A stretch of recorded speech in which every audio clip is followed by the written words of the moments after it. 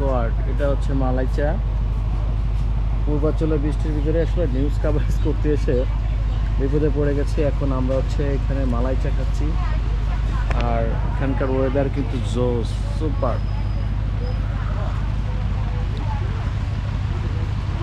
তো মালাই চাটা সেই কিন্তু ভাই, চাটা কেমন লাগতেছে বলেন তো? পরিবেশটা অত্যন্ত নাইস, কিন্তু এই নদীর পানির, বজ্র মিশ্রিত পানির গন্ধে পরিবেশটা হয়ে গেল দূষিত, দুঃখিত। পরিবেশে চা খেয়ে আপনার কেমন লাগতেছে চমৎকার।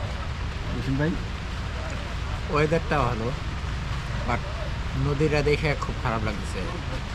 মাঝে যে আমাদের কাজের 12টা বাজলো বৃষ্টির কারণে, সেটার জন্য সেটার জন্য খুবই কেউ দায়ী না। খুবই মর্মাহত।